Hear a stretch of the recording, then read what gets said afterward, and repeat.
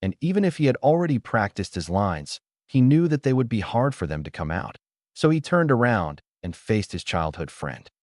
Bakugo, like usual, was followed by a few other kids, all of them wearing excited smiles as they looked down at him. What the hell have you been doing these past few weeks?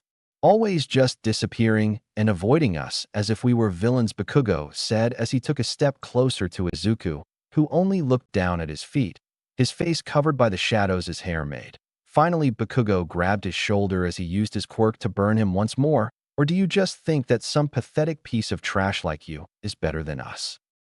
It happened in an instant. The sound of flesh hitting flesh, sparks popping in the air, the gasps, and finally, the sound of the blonde boy hitting the ground.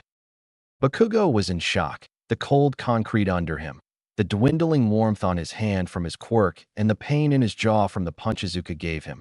He looked at the green-haired boy, his sight already going red and ready to strike back, but froze on the spot when he saw the expression on Izuku. Anger. Anger was an emotion that didn't come easy to him, and he knew that. He had spent his entire life with him. Izuku was a kind boy that always wanted to help others, and even when bullied, he never said anything and treated everyone as friends. But right now, that boy was gone. Bakugo couldn't recognize the one that stood in front of him, his shoulder burning, most likely to give him another scar, tears streaming down his face, a scowl on his face as his eyes seemed to shine a dangerous red, his bruised fist shaking in anger. "I'm done," Izuku said, his shaky voice sounding tired after just one punch shattering the silence between them. "I'm tired of this, of being pushed around by you when I haven't even done anything to you." His voice started to rise in tone, more tears falling to his eyes, but the fire in them never went out. "I'm avoiding you. You're right, because I don't want to get hurt anymore. Do you know how hard it is to go back home and hide all of these from my mom?" Izuku yelled, and guilt, for the first time in a long time, struck Bakugo. He had forgotten about Auntie Inko. He had stopped talking to her after he distanced himself away from Izuku, and he had not once thought about the stress he was putting on her. Izuku didn't stop. Even if his throat started to get sore, he couldn't stop the words that kept pouring out and the anger that kept growing. "Better than you? Who said I thought I was better than you? Ever since we were kids, I have looked up to you, wanted to be like you. I never dreamed of being better than you. All I ever wanted was just to stand side by side with you." The anger in his voice started to turn to grief. The emotions Izuku kept hidden from his past life had started to poke its ugly head, and the anger, grief, and pain from it all just kept coming, swallowing Izuku like waves as they dragged him away from shore. "So why?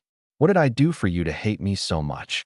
Izuku grabbed his shirt as he looked at the shocked Bakugo, who was frozen to the ground. "I don't want to ever see you again, Bakugo." Izuku spit out his name, completely forgetting the nickname he had always used and ignoring the pained look in his eyes as he turned around and ran.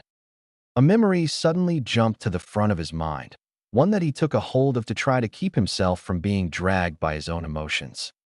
The boy stood in front of him, tears streaming down his face, a truly rare sight even for him, the cold air making a shiver run down his body as he listened to his breaking voice, his red eyes shaking from the emotions welling up inside him. "Why did I become the reason for All Might's end?" Izuku snapped from his anger, all of his energy drained as he finally heard the voices calling out to him. "Kid, can you hear us?" Nana said, holding his arms. It would do nothing to stop his movement, but for some reason, he could feel warmth from where she held him, and it was keeping him grounded. He looked around and saw that he was sitting down in an alley. He must have shut down after the intense wave of emotions. "Ugh, my head feels like it's going to be split in half. What happened?" Izuku said. The vestiges looked at each other in worry except for his father, who just stared at him with a serious expression. "You don't remember anything?" Second asked. Izuku just shook his head. He remembers confronting Bakugo, but everything was blurry. It almost felt like he wasn't completely there. "Well, let's just say that things went a little south, but you definitely left an impact on him," Fourth said. Izuku just accepted it. He knew it wasn't going to be easy, so this really wasn't much of a surprise. He slowly stood back up using the wall to stable himself. Even if his legs were shaking, he forced himself to walk. He was going to take a nap when he got back home. Hisashi stayed in his spot as he watched his son slowly walk away, but he couldn't stop thinking about what they had seen back there.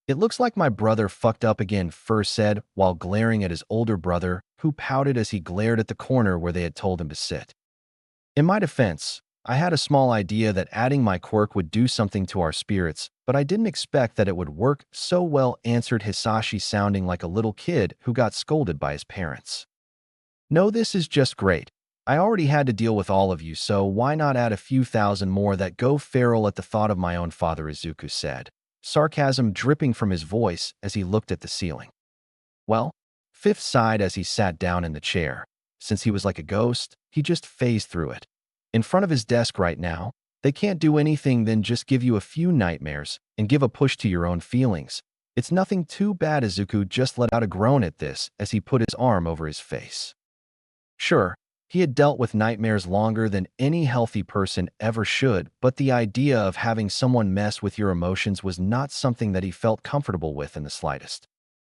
Deku. Izuku almost jumped out of his skin after hearing Bakugo's voice scream at him, forcing him to come back to the present. He turned around to look at the explosive boy who looked at him with anger, but after seeing the sorry state he was in, that anger seemed to go out for a few seconds, but just as quickly came back, if only a little dimmer. You bastard. You think you can just punch me and walk away with your fucking hands intact? Bakugo threatened. Izuku didn't get angry. Really, he just wanted a nap and not deal with this version of Bakugo, since today was supposed to be about making advances with the other two kids, so he just rubbed his eyes and said, Bakugo, could we not do this? Tota, don't call me that. Izuku was taken by surprise by the blonde's scream. Why are you calling me that? What the hell happened to that stupid nickname, huh? Izuku was really confused. Was he referring to Kaken? That was what made him so angry. Izuku just let out a tired sigh. Maybe it was because he was so tired, but his next words came out much colder than he wanted them to. Kaken? That nickname? Well, I'm sorry to inform you, but recently I realized that the person that name used to belong to doesn't exist anymore. I was blind to that fact for a long time. Maybe it's time you open your eyes too, Izuku said, leaving a stunned Bakugo behind him. But he didn't get far as he heard the explosion behind him, his instincts that he had developed from years of fighting kicking in as he ducked, dodging Bakugo who flew over him, his hands sparking and his eyes filled with a mixture of emotions. What are you doing? Izuku asked as he turned around and took a step back, dodging another hit from Bakugo. I'm trying to teach you a lesson, he screamed, sending a fist to Izuku who blocked it and moved back again, making more distance between them. What are you going to do if this happens to you again, huh? Bakugo continued between punches. You are a weak, quirkless kid. How the hell do you even plan to defend yourself? His punches and explosions continued one after another, but Izuku never sent one back, only ever dodging and blocking his attacks. He knew his fighting style like the back of his hand, and even more now since he barely had the base for it. So his moves were easy to predict. Do you think that you can beat someone who could destroy a car with a flick of their hand with just your fists? Tears began to form in the corner of his eyes as he sent a right hook. You and your shitty dream of being a hero. Did you even stop and think how we would feel if you got hurt? Izuku's eyes widened in surprise, but his body reacted first. He leaned away from the right hook and grabbed his arm as he pulled him down, as he quickly used his leg to sweep his legs and throw him to the ground. Both were panting. Izuku only stared at Bakugo, who stayed on the ground, his chest going up and down as he took deep breaths. The only reason the blonde kid didn't stand back up was because of the surprise of him being defeated by the once weak Deku. Bakugo, you aren't as selfish as I thought. Hearing you say that you worry about me makes me really happy, but you should know better than anyone that I am not giving up on my dream. Izuku wiped the sweat on his forehead and fixed his uniform as he turned around from the stunned boy. I'll ask you the same question you did to me. When you thought about teaching me a lesson, did you ever stop and consider my own feelings? I hope you know that no matter what you do, I won't stop. So one day I'll show you that I am capable of becoming a hero, and you'll have no other choice but to accept it. With those words said, Izuku walked away, ignoring the surprised looks of the people who had stopped and looked at their fight. Bakugo stayed on the ground for a few more seconds until he finally slowly stood back up. He could only see Izuku's fading silhouette, but he noticed the hundreds of ways he looked different from the boy he used to know. He was taller, the same height as him at this point. His eyes seemed harder, and if only a little dimmer. He filled his uniform better than before, and the way he carried himself was much different.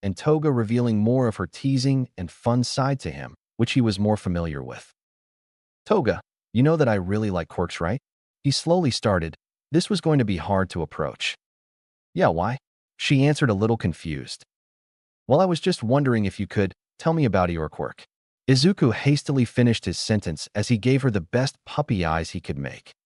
Toga was taken by surprise by his excitement. She knew about how much Izuku loved talking about quirks. He had told her about quirks from so many heroes, some in the top 10, some sidekicks, and some she had never heard of, and even then when the quirk was something simple and boring, he could go hours talking about the thousands of uses it had and what it still could do. He looked at every quirk with wonder and with a wish to learn. But what about hers? Her quirk was not like the others. It was dark, gross, evil. What if she told Izuku about it? Would he think differently of her? Would he still want to be friends with someone so unsightly like her? Would he still be her friend? She gulped down her fear and showed a shaky smile as she looked away from him, trying to hide the fear in them. No, it isn't interesting, and it's really boring. You wouldn't like it. She tried to convince him to stop, but even then she knew how stubborn he was. But he was a kind person, so maybe he would stop asking when he saw her expression. And he did, mostly because he knew that her reaction would not be good. But he hadn't expected the fear and panic in her eyes. That's when he realized that unlike Shinosu, who was bullied by his quirk and grew a bitter anger to those who had more heroic quirks, but Toga, she was scared of it. She was scared of her own quirk. Izuku moved a little, giving the panicking girl her own space, and took a deep breath. He had thought that she wouldn't easily tell him, so he thought of an idea. Since I also haven't told you about mine, how about this? I tell you about my quirk, and you tell me about yours? This was something that he had been planning from the beginning by not telling them about his supposed lack of quirk and then using it to get them comfortable with him. A kind of equivalent exchange. Quirks are seen as the main thing that makes an individual, so a lot of people like to keep them to themselves. So by offering this, he was making her feel like he was putting the same amount on the table, making her lower her guard. Toga seemed conflicted for a minute. She still felt scared of telling him, but at the same time, she was really curious about Izuku's quirk and to learn more about him. He never talked about it, and yet he was so interested in them. You would think that he would have already made a library's worth of books about his own. So while looking at the kind and soft expression in his eyes, she nodded. Izuku smiled and took a deep breath and said him quirkless. Her eyes widened in surprise at the statement and at how calmly he said it, and almost as if he had already said it countless times. Yet in his eyes there was a shadow covering them as he waited for her answer, looking as if he had given up hope. He was quirkless. He was quirkless. This single line kept repeating in her head as she realized the weight of it. He had told her how much he wanted to be a hero, to help others and face villains with a smile, and he was quirkless. He had such large dreams and so little, almost non-existent, power, yet that didn't seem to stop him as he kept analyzing quirks and looking forward to the future. Not having a quirk is extremely rare nowadays, and there has never been any quirkless heroes, as the job has been seen as dangerous and only for those with powerful quirks. So for most, seeing someone who had nothing to fight or defend themselves, it was like a joke. Izuku must have gone through so much with a dream like that in his situation, and he decided to trust her by telling her about it. He trusts her enough to tell him, and yet she was scared of him judging her. As Toga took a few seconds to answer, tears began to form at the edges of Izuku's eyes as a bitter smile formed in his face. I am sorry, I shouldn't have said that. I made things weird. I'll leave. Izuku quickly stood up and was ready to leave, but was stopped by Toga grabbing his arm. No, wait. Sorry, I was just processing it. She closed her eyes and took a few deep breaths to calm herself down.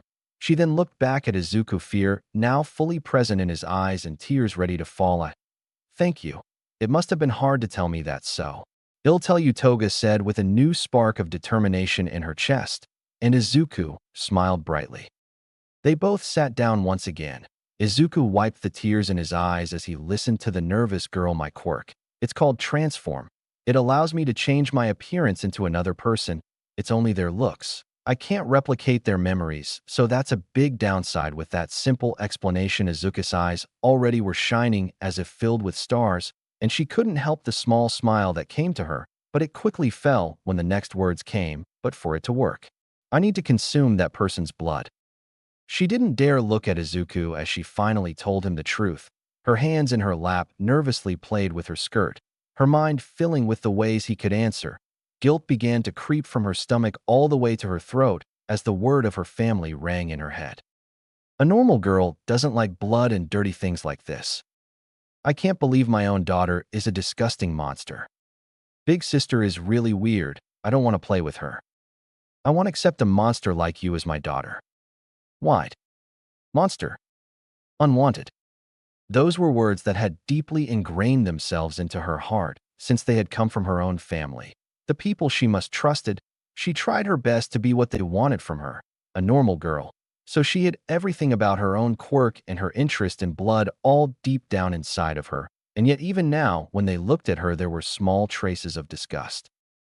Whenever they touched her, they were always fleeting touches as they almost took their hand off her, as if she had burned them. She hated it. She hated that part of herself, but every day, that small, ugly part would keep screaming for attention, only growing louder every day. Until now, she had done her best to ignore it, but recently it had been hard. This seemingly endless hunger tormenting her at every hour of the day. Today had been a bad day with it being stronger than usual, and yet, when she talked about it with Izuku, she felt as if a small weight had been taken off her shoulders, but at the same time she might have just lost another she cared about. Toga that. She closed her eyes as if it would do anything to soften the pain from the words that she knew were coming. That is such a cool quirk. Izuku replied excitedly, completely taking her off guard and making her eyes snap open as she turned to look at him in shock. You can do so many cool things with your quirk. Obviously, the main one would be infiltration, but there are so many more things. Like you could do information gathering while you hide as someone else, or maybe you could be a kind of wild card if, when you change your appearance, your strength also changes. Oh, but what about people with mutation quirks? Would you also gain the attributes that the quirk gives its user, or would it be erased, making you look like a normal person? As Izuku continued with his excited rambling, Toga paid no attention to it as she was trying to understand the feelings that kept blooming in her chest.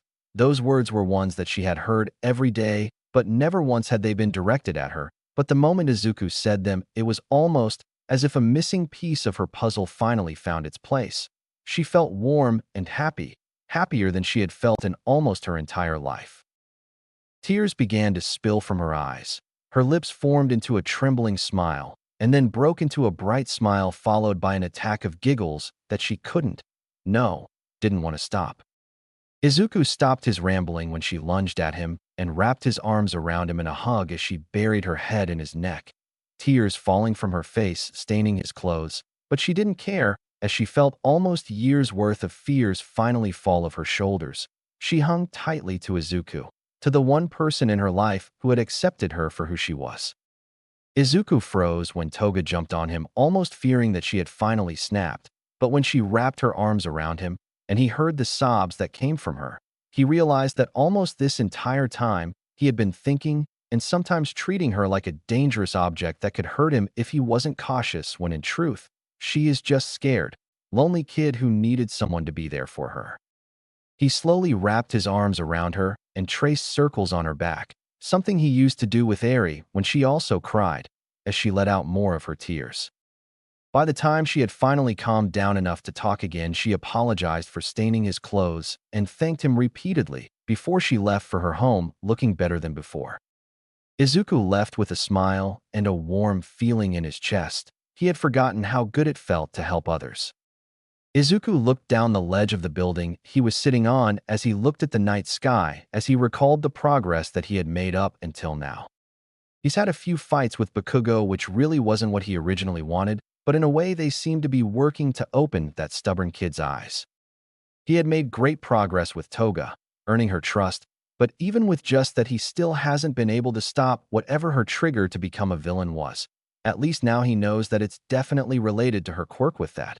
He also had a small theory brewing in his head, although it would be hard to prove. Now, the only other person who he needed to make the next big step. Izuku jumped down and used float to slow down his descent into the fire escape that was outside of Shinsa's room. He felt a lot less nervous about this talk with him than he felt with Toga, since he already knew what was happening, and that allowed him to make a much more detailed plan. But even when taking in everything into account, Another random factor could always enter the equation and ruin it all. Hey Remnant Shinso warmly greeted him with a smile as he usually did when he came to visit. Their relationship had quickly grown as Izuku learned more about his friend than he had in his past life, and he helped Shinso by giving him at least a moment free of the pain and darkness from his home. Even if it was with just a small chat, he was more than glad he could help. Hey kiddo, he answered back with a wave. His hoodie and mask still hid most of his features, only his green eyes stood out in the night, but even if they met in the street one day, he shouldn't be able to recognize him. His plan for this stage is just to change both of their lives, but not change too much about them, so that the timeline doesn't change too drastically that it goes out of his control, but even so he might be able to move forward a few events. That is what he is hoping to accomplish today. Their meeting went as usual, simple questions that one would have every day, and yet it seemed like such precious moments to him. He couldn't help but feel sad. He then looked down at Shinso's arm. At the beginning, he would hide with either his covers or long-sleeve shirts to hide all the bruise marks he has, and the first time he saw them, even if he already knew where they came from, he still asked about it. Shinso easily lied, saying that he had just fallen. Izuku just nodded and moved along. He asked again, and Shinso said that he had an accident while playing. He asked again, and he just lied. Again, and again, and again. After a while, Izuku decided that if he didn't use a more aggressive approach, he would never get a straight answer, because for his plan to work, he needs him to be willing to talk. Because his plan is to get him out of that house. For a case of abuse to be taken to court, of course, solid proof is needed, but if the victim doesn't talk, or, in worst cases, goes against the claims, the entire thing could be dropped, so he needed to convince him to talk, or else everything would be for nothing. When a pause in the conversation finally came, Izuku took his chance and asked as he pointed to the new purple bruise in his wrist, "How'd you get that?" Shinso looked at his wrist and just gave him a bitter smile as he put his hand behind him. "Oh, just so you know, I just bumped a table," and Shinso, "Stop lying." Shinso stopped the moment he heard Izuku's stern tone of voice, a big difference to his usual calm and relaxed one. "What was it before? You fell down the stairs, you tripped, someone couldn't control their quirk?" "Shinso, it's obvious you were lying. What is happening?" Shinso flinched back when he realized that he was finally caught, and he didn't know what to do. "Please, kid. I'm your friend, and I am worried about you. Just let me help you," Izuku insisted. He already had half a foot through the door, so all he needed to do was push a little more. Will you really help me?" Shinso asked, his voice trembling only moments away from breaking. The sting of pain from the thorns of believing in someone only for him to be let down again and again still stuck deep within his heart. His blood-related parents, from the time they realized what he was capable of, looked at him like some kind of monster and avoided him like the plague as they finally abandoned him. The kids at the orphanage, all of them welcomed him with smiling faces, but his damn quirk came in and they all looked at him with fear and disgust. He then spent years under their bullying. Sometimes he still has nightmares of the muzzle they would sometimes put on him. His present family. This has been the most recent, but also the one that most hurt. They gave him the glimmer of hope of getting him out of that hell, and for a while they did, but it all ended up being a lie, a mask they had put as they then used him to make themselves look better, adopting a poor soul and taking care of them as if they were their own flesh and blood. What a lie. Those people didn't even see him as human, but as a tool to make themselves seem like a blessed family. Now, Remnant, a random person that had just stopped by his window and started talking to him. Maybe it was the loneliness or the fear of being alone, but he never told them to leave. Instead, they came back. He knew nothing about them. No name, not their quirk or really anything. Yet for some inexplicable reason, he felt calm when they came around, with warm meals that tasted like a warm and lovely home and a soft and welcoming presence, things that had never been in his life, and he clung to them like it was a shining silver rope thrown to him as he drowned in a pitch-black ocean. When he looked at the vigilante's green eyes that were filled with worry that was directed at him, for the first time in his life, he couldn't hold back the tears. His life story poured out of his mouth as if a dam inside him had broken, but through it all, Remnant stayed by his side, holding his hand, letting him breathe between sobs, letting him talk as he gave him an understanding look. This kind of warmth had been all he had been searching for his entire life. When he finally finished speaking, his chest burned him, and it wasn't because of his hard breathing or how long he had talked for, but all the emotions that were finally free from the little box he had kept them, his body still shivering from the outburst, but as Izuku softly held his shoulders, as he almost seemed like he was going to collapse. Thanks for trusting in me, Shinso. I promise you, I'm going to get you out of here. He slowly let go of the tired boy's shoulders as he took out his phone sadly. I'm nothing more than just a street rat, so I'm going to have to call a friend for help. Don't worry. He's also a hero. He may be a bit on the outside, but nothing more than just a big softy with that, as he left Shinso to catch his breath as he walked up the fire escape to the roof. Once he made it back up, Nana's ghost appeared beside him as she gave him a warm smile. Real proud of you, Izuku. The other vestiges also appeared as they repeated her own words. Even his father agreed, although reluctantly. Izuku then looked back down at the phone in his hand as he began to dial the number. Aizawa looked down at his phone as it started to buzz. It was an unknown number, yet he didn't ignore it like he usually would, as he had already gotten used to these late-night calls. He hated how they made him seem like a kind of obedient dog, but they also made his job easier.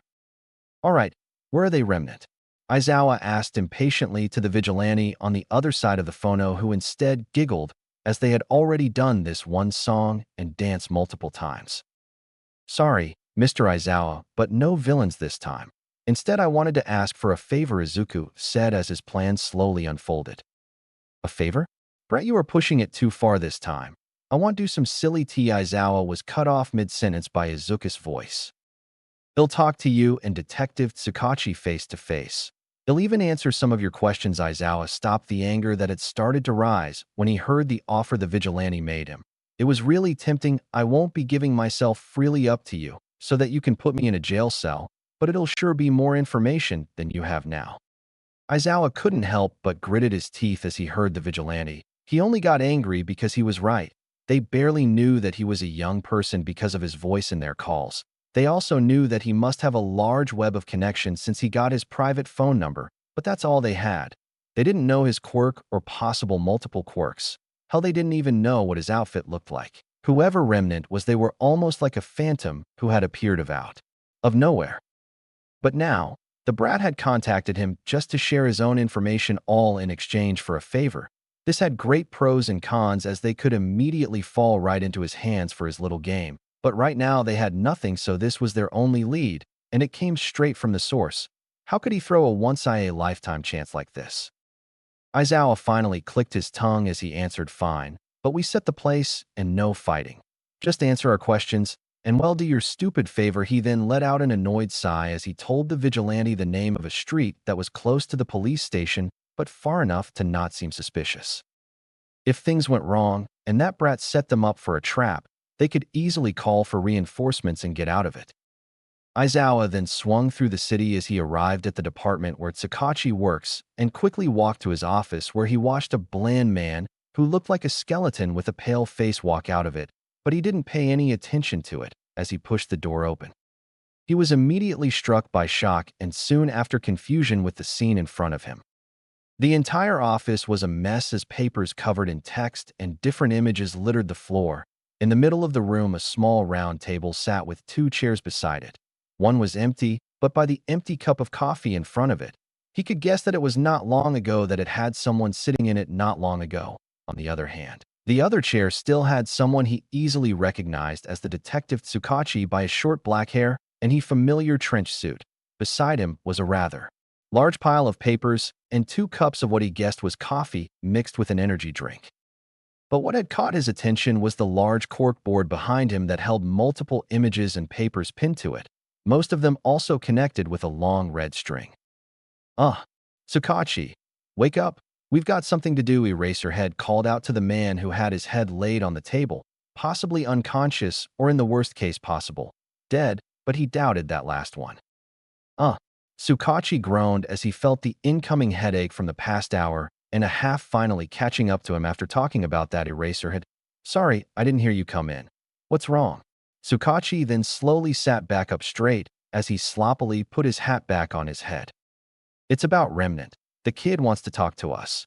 Even said they'll answer some of our questions. These words seemed to be some kind of trigger for the detective as they immediately stood up with renewed vigor and quickly pushed Aizawa out the room.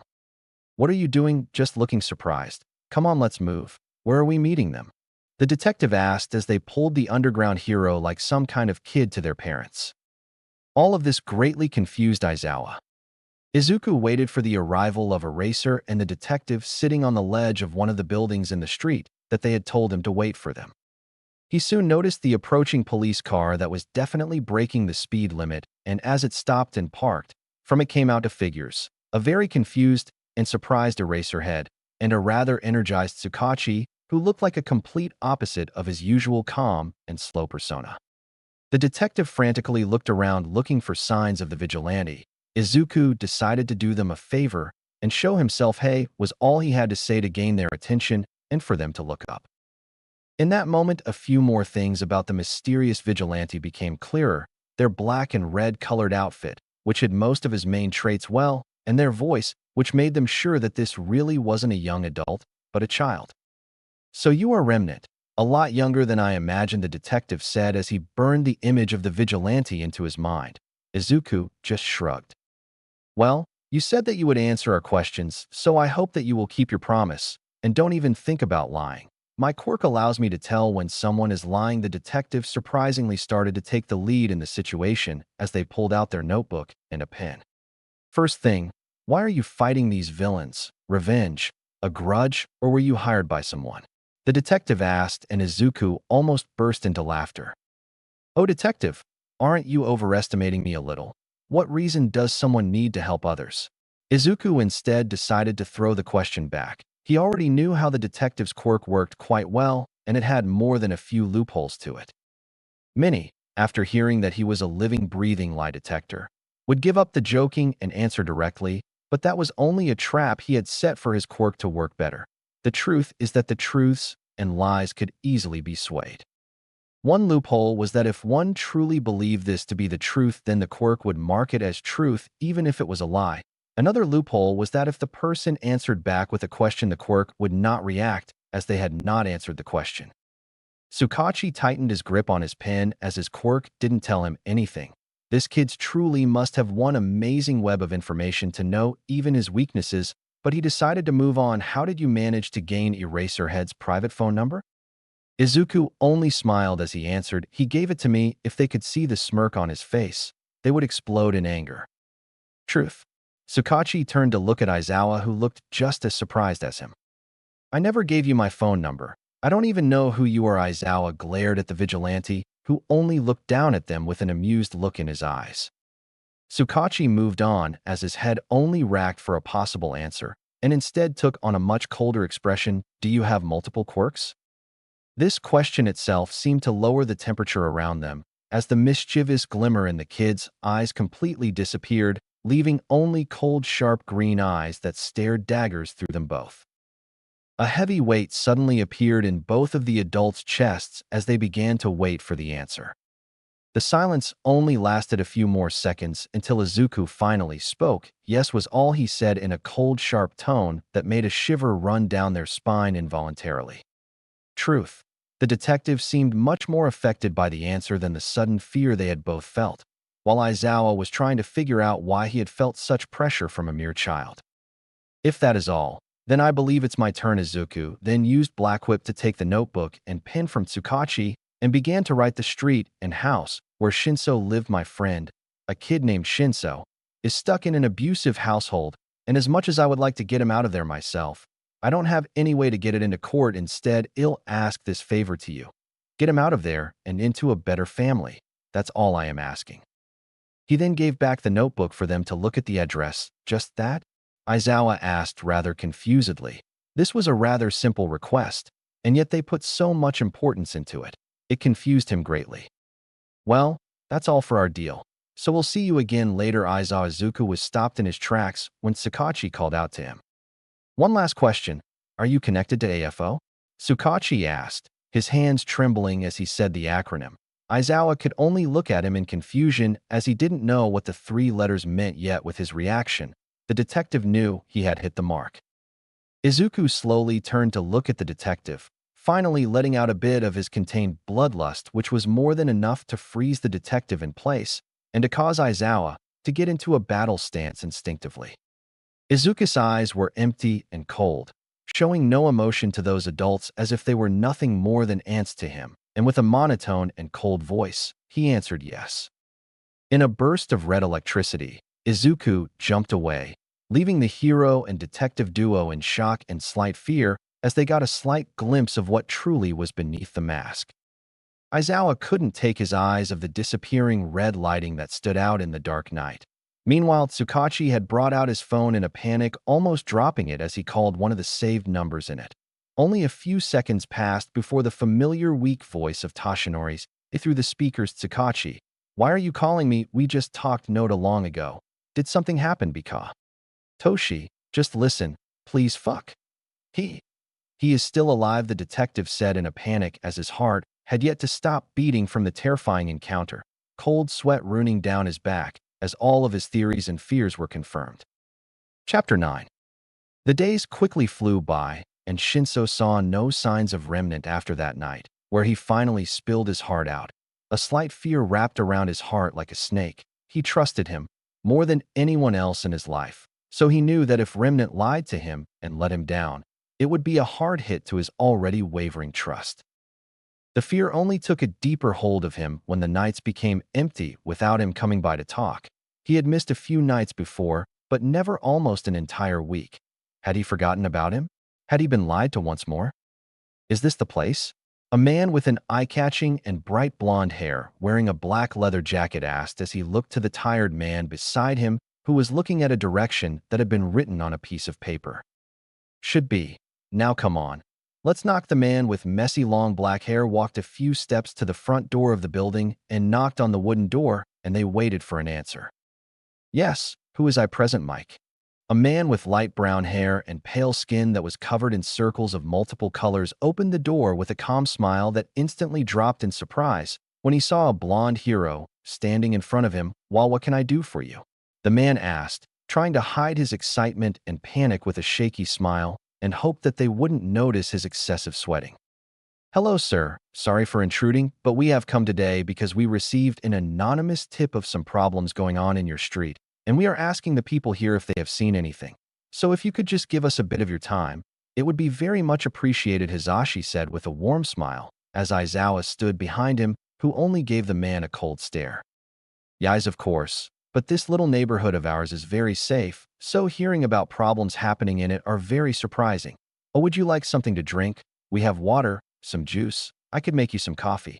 Please just stay comfy here while I go get my family. The man led the two heroes into his home as he kept rambling purely out of panic as he then offered them seats in their living room, and then quickly left as he rushed up the stairs. The man quickly went room to room telling his wife and his children about the situation until he reached Shinsa's room, which he entered with a stern look, all the warmth in his voice completely gone. Brad, right now we have some very important guests, so I don't want you making a ruckus, so quickly put something good on and be a good little kid and keep your mouth shut with that. And a slam from the door, the man left a sad Shinso behind. To him, this kind of treatment wasn't new. When someone came to their home, they always made him act like he was mute to avoid any accidents with his quirk, even if he was good with it, all to make themselves seem like saints. Shinsa's put on a long-sleeve shirt, pants and shoes and headed downstairs with the rest of the family, who threw glances at him that he just ignored, but he couldn't help his surprise when he saw just who the guests were. Like any other kid, Shinso was a fan of heroes, and since he had more than plenty of free time, he spent most of his time looking up videos, interviews and articles about them. While doing that, he had stumbled into something called the Underground, which really was just the name the authorities gave the place where villains usually stayed in, and thus learned about the heroes that kept an eye on it and stayed hidden from the spotlight. Those called underground heroes. And right now, his idol, Eraserhead, was sitting right in front of him looking bored, which was actually just his normal face. So how could he not start to panic? Finally, being side by side of his adoptive family, one could easily spot the differences. His messy purple hair compared to their light brown was one of the many differences. Their tan skin was a stark contrast to his pale skin. Present Mike cleared his throat, trying to break the awkward silence that had fallen between the panicking family and the heroes. Well, like I have already informed your husband, we received reports of some problems going on in your neighborhood, And we would like to know if you have heard of anything going on these past few days, he repeated to inform the new present family members. This caused the parents and children to look confused as they tried to remember if anything was wrong, all except for Shinso, who only seemed to panic even more as an idea began to surface in his mind. Could this be related to Remnant? Obviously, he hadn't just stayed in the dark. After their second meeting, Shinso looked up information in vigilantes, and he found different articles talking about them, from people who saw them as heroes and other who called them reckless. But the main thing was that being one of these illegal heroes, as one reporter put it, was illegal and could lead to long sentences in jail. Could that be what was going on? Has someone reported Remnant, and that's why he hasn't been seen since? I am sorry, but could you be more specific as to what kind of problems have been reported? This time the mother asked as her family also nodded since they also wanted to know. But this time Aizawa, who had yet to speak until now, was the one who answered, giving the family a cold stare. Oh, it's nothing too bad. It's about a case of child abuse. These words caused the family to freeze in surprise and then in fear. Except for Shinso, who was instead confused. The panic that had taken slight hold of him disappeared slightly, but only left the question, why were they looking into a case of child abuse? For a split second, the words of Remnant rung in his head. I'm going to have to call a friend for help. Don't worry, he's also a hero.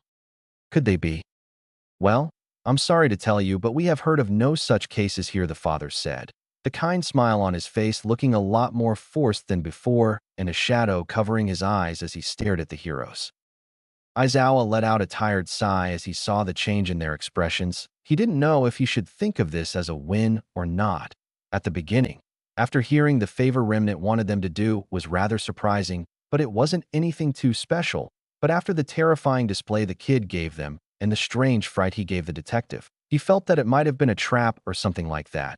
But he could easily tell that these were just normal people, really shitty people, but normal nonetheless. But he did know the kid, so maybe they had some kind of connection. They'll skip all the formalities, sir. We have already looked into this. The child to your left, Hitoshi Shinso, was adopted by you a little more than a year ago. And in that time, not only has your position and your job skyrocketed, you moved houses into a much more expensive neighborhood. But you know what the most surprising thing was? Aizawa began, showing that the two of them were no fools and that they had done their own homework, causing a shiver to run down the two parents' backs as their expressions began to show more panic. When we talked to your friends and boss, they all said the same thing. They talked about just how good people you were to take in a quirkless mute child into your house. And yet, in the records that we got from his orphanage, not once had those two words ever appeared. With these last words, Aizawa's expression darkened as he glared at the wife and husband. Then he turned to look at Shinso, who cowered at the sudden attention. So, kid, help clear up this mystery. Can you talk?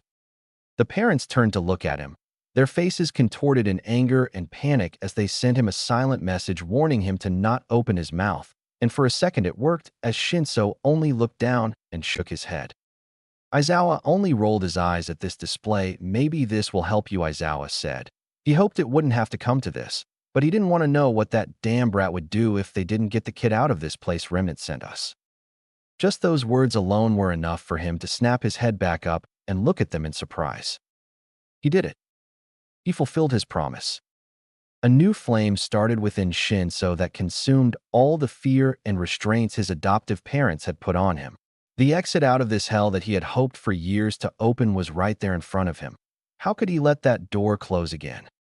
The parents were really confused with Aizawa's last statement, but ignored that when they heard Shinso talk, louder than he ever had before, as the fires of determination that burned in his heart pushed his forward. "I'm not mute, and I do have a quirk." The father snapped, the anger in him making his face red as he opened his mouth. "You bast. Stop."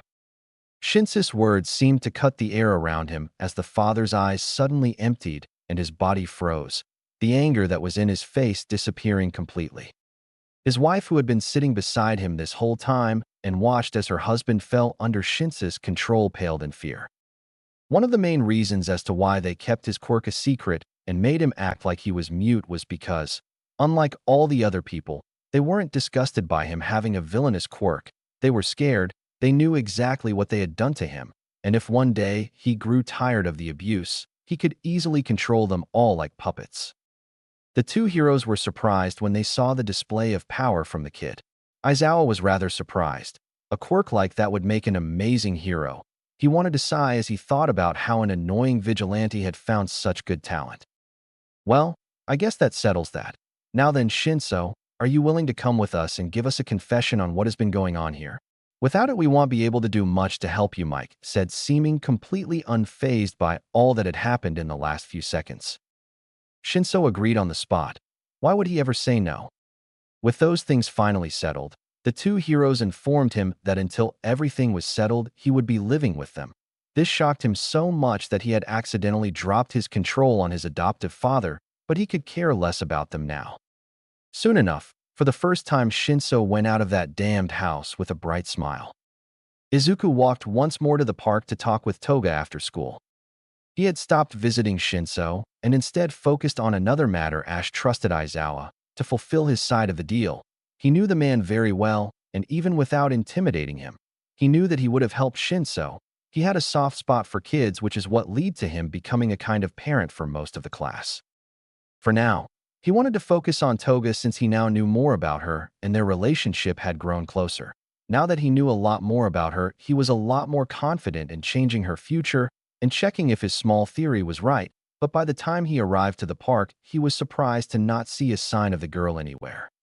Usually, she was the first one here since her school was much closer, so she wouldn't waste as much time walking here as he would, so this was a big surprise to him. He decided to look around. Maybe he had just missed her, or maybe. As the dark idea began to set into his mind, Izuku was overcome with panic. Had he somehow messed things up, and instead of helping mess things up, and made her snap sooner than in his original timeline? But if she had killed a student, why would there still be some of those kids in the park? They would have surely heard of the news, or had she attacked a random civilian and gone on the run? More and more of these thoughts ran through his mind as he searched for any sign of the girl in the park, and after not finding anything there, he changed his target to the streets around it. In his wild search, he had gotten more than a few looks from other passerbys, but he couldn't care less about what they thought as he needed to find his friend. But when he finally got a sight of the girl, his face paled. Toga lay shivering on the ground, her body almost out of view as it was hidden by a large trash can. Her hands were trembling, and her complexion was even paler than usual, and she seemed to be muttering something. Izuku hurried to her side as he got to his knees to help her. Toga, what happened? Are you okay? Did someone hurt you? With a quick look at her, he didn't notice anything wrong with her like bruises or cuts, so what had happened? She was still slightly conscious, so he helped her sit up, but he was taken aback when she suddenly grabbed his arms, her grip strong enough to turn her knuckles white and even sting a little. Toga? Izuku asked, the panic beginning to fade only to leave space for the fear that began to rise up from his stomach. She then looked at him. All the hairs in his body stood straight, as if he had been struck by lightning. Memories began to flash before him of all the times he faced against those animalistic eyes. In that moment, her eyes changed from the fun and shy girl he had come to know and changed to the blood-obsessed hunter that he had fought with so many times. Her bright yellow eyes shone with a predatorial gleam as they looked at him like she hadn't eaten anything in years. His instincts were too slow. No, it wasn't his instincts. Those had kicked in a while ago. His body was too slow. He couldn't activate any of the quirks because of the fear of hurting her, and her death grip was too much for his still developing body as she pulled him forward and she lunged at him, fangs bared. She easily pierced his skin. Izuku let out a grunt as she bit the right side of his neck, a little above his shoulder, and he felt a wave of dizziness strike him, almost making him fall to the floor only if it wasn't for her hold on him. She greedily gulped down his blood almost as if she hadn't drank anything, but she did something that surprised him. Her grip on him lightly until she let go of his arms and instead pulled him into a hug, and soon his blood wasn't the only thing staining his clothes as she began to cry. Some part of her was still in there, and she doesn't seem to be willingly doing this, meaning that this is a kind of instinct, but knowing that she was still there and worried about him made this feel a little bit less scary. He weakly hugged her back, one arm wrapping around her and the other stroking her hair as she just continued. There was nothing but silence between them, but even then, She could understand the message he was giving her. It's okay. I'm here.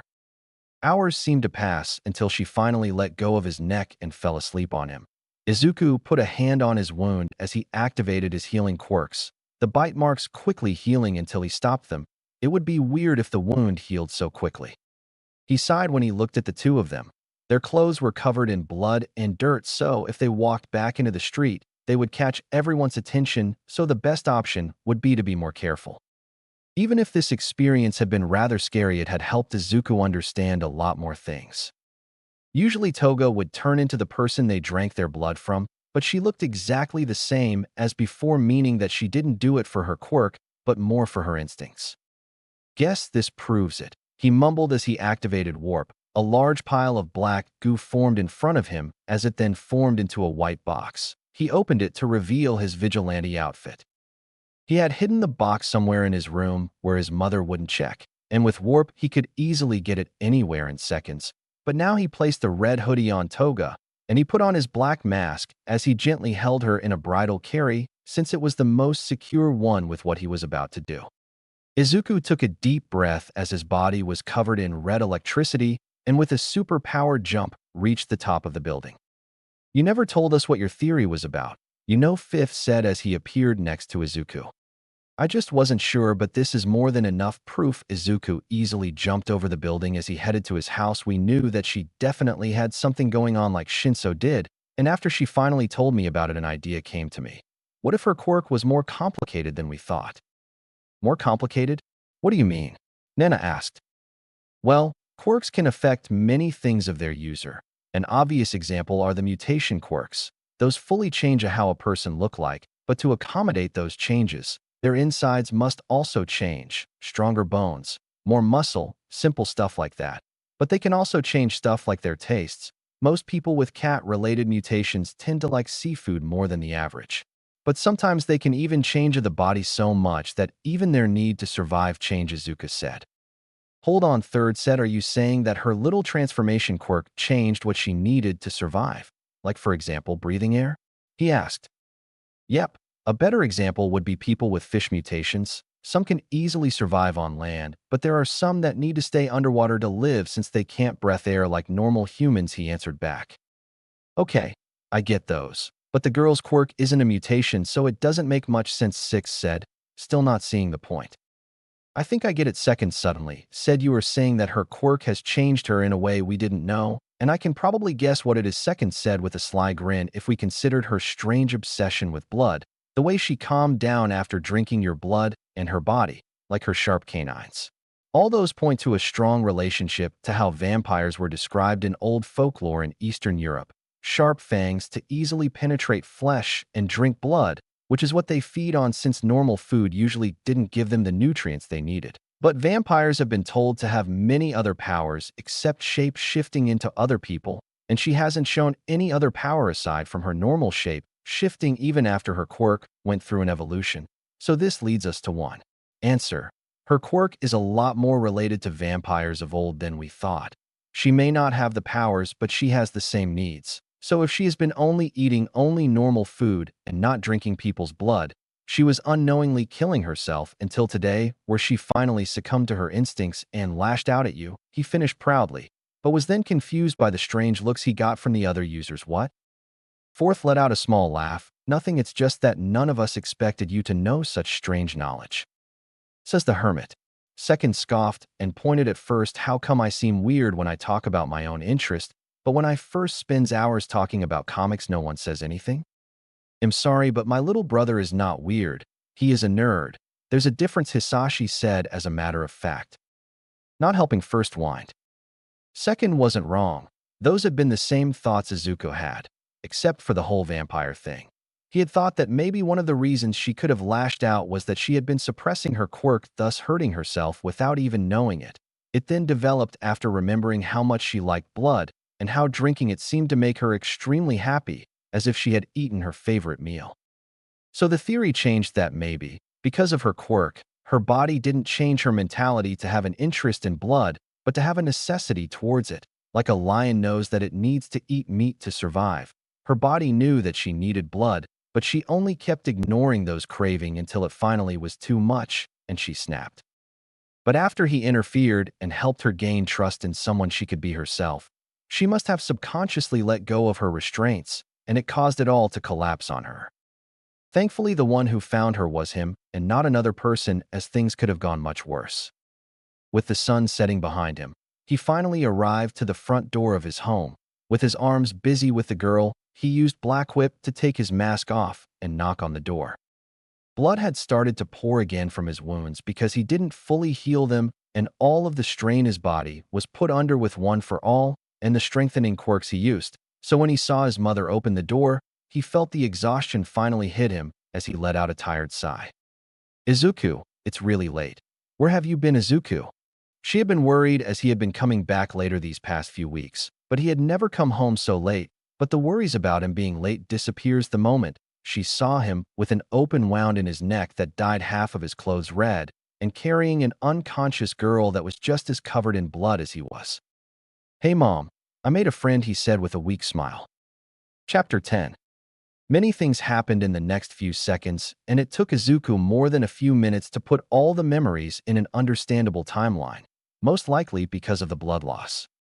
After he finally arrived home and gave his mother the closest thing to a heart attack she's ever had, she dragged the two bloodied kids inside and set them both on the couch, Toga still sleeping soundly and Izuku barely holding on to consciousness. She then quickly checked on her child and quickly wrapped the injury on his neck and let him rest since he had gone ghostly pale, and placed a blanket over the girl before bombarding him with questions. He then explained what it was that he had been doing in the afternoon to his mom, how he went to meet Toga, and they soon became friends. Of course, he also explained everything that had happened to the girl too. Inko let out a tired sigh as she looked at her child, his neck wrapped in bandages, his skin still pale, but much better than before, and then the girl who was staining her sofa with her own son's blood. After hearing the entire story, she had a bittersweet taste in her mouth. She had always wanted her son to make friends, but not like this. She once again looked at the smile on her son. It was small and fragile, but it was obvious that he was truly happy, and that only managed to cause her heart to ache. She had known that Izuku had stopped making friends, and that even at some point Bakugo had also left him. How could she not know? Izuku was her son. She could easily tell that something was wrong. The way the light in his eyes had dimmed, his smile becoming more forced, or the way he dodged her questions. And yet, she did nothing. With all those signs staring right at her, she did nothing. Maybe it was the fear of finally acknowledging the fact that she didn't know what to do, that this was completely out of her control, and she instead decided to live a lie in which everything was fine. But she knew, oh she knew, the stress of her blissful ignorance put on her son, who tried his best to keep the lie up all for her. And just like those signs, she had also noticed the new ones. The way one day Izuku came back with a completely different aura around him. The way he carried himself was filled with confidence, finally standing straight and looking ahead. The smile in his face, although tired, felt so much more honest than before, the glimmer in his eyes that made him seem older than he is. If he didn't have his face or his small little things like his muttering, she would have believed that this was a whole different person. All she could do was wonder what had happened to such a drastic change to happen to her small child.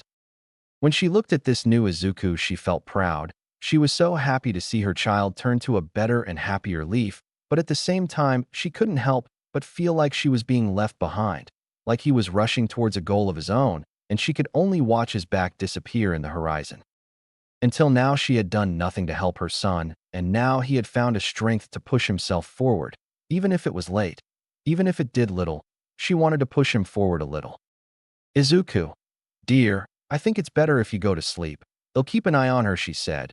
He must feel tired from the blood loss, and she needed time to think about a lot of things, so wrapping things here for now would be for the better. Izuku, who was indeed tired, just nodded as he walked to his room. When he finally arrived, the other vestiges appeared, and he flopped onto his bed, letting out a groan as all the exhaustion caught up to him. But he couldn't help the smile that crept up to his face. "I did it." Shinso being taken out of his abusive home early, being friends with Toga, these were the changes he had been striving for the entire time, and after a lot of exhausting work, he finally accomplished them. They were small when compared to the rest, but they were the base to his plan that he needed.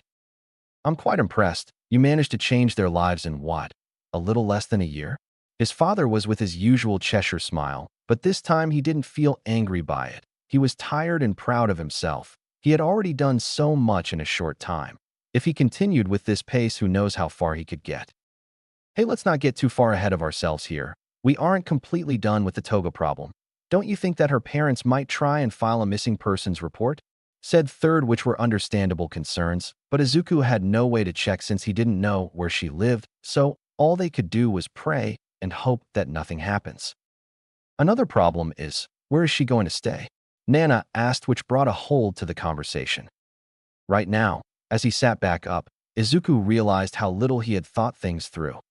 He had not thought about a place for her to stay. The problem was at home, so it would be dangerous for her to go back. Getting her adopted into another family could cause the same thing that happened to Shinso to happen to her, and just abandoning her is out of the picture. And what about her need for blood? Asked second. Oh God, what about her need for blood? He couldn't just keep feeding her on his own or letting her starve until she snapped again. Can he get blood from the hospital, or did he need to steal it? Since he didn't have much information to begin with, the plan he had made was shaky at best, and now with the factor of family problems and her needing to feed on blood, that plan had begun to crumble. Suddenly a headache sent him falling back down onto his bed.